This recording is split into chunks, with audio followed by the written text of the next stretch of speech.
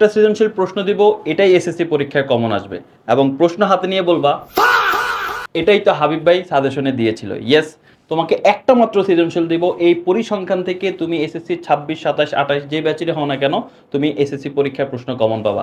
SSC 26 ব্যাচের পরিসংখ্যান থেকে তারা 27 থেকে 28 মার্কের প্রশ্নের অ্যান্সার করতে পারবে। বুঝতে পারছো, একটা অধ্যায় থেকে 27 থেকে 28 মার্ক।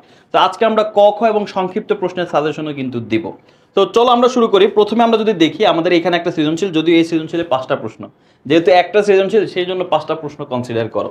এখানে দেখো একটা উদ্দীপক দেওয়া আছে, এই উদ্দীপকটা থেকে তুমি শ্রেণীব্যাপ্তি 5 ধরে গণসংখ্যা নিবেশন সারণী তৈরি করতে হবে।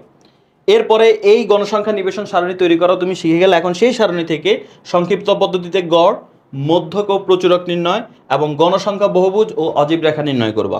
সর্বশেষ আয়তলেখ। আয়তলেখটা একটু লেস ইম্পর্টেন্ট, বাট তারপরে এটা প্র্যাকটিস করে যাওয়া সবাই। এর পরবর্তীতে যদি আমরা দেখি, যেটা হচ্ছে ক নাম্বারের জন্য, ক নাম্বার আমাদের কমন পড়ে না বা সংক্ষিপ্ত প্রশ্নের জন্য, এখানে মাত্র 5টা প্রশ্ন দিলাম।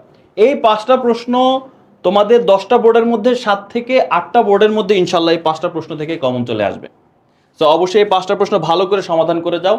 তাছাড়া তুমি যদি আরো ভালোভাবে সমাধান করতে চাও, যে আরো সংক্ষিপ্ত প্রশ্ন, এমসিকিউ অন্যান্য অধ্যায়ের জন্য, তাহলে অবশ্যই তোমাকে সংগ্রহ করতে হবে আমাদের টেকনিক ইজি এডুকেশনের এই ইজি ম্যাথ বইটি।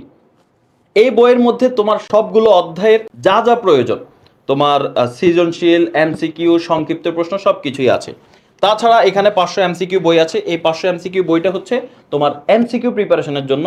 বিজ্ঞান, মানবিক, ব্যবসা শিক্ষা বিভাগের সবগুলো বিষয়ের কিন্তু এমসিকিউ আছে এই বইয়ের মধ্যে।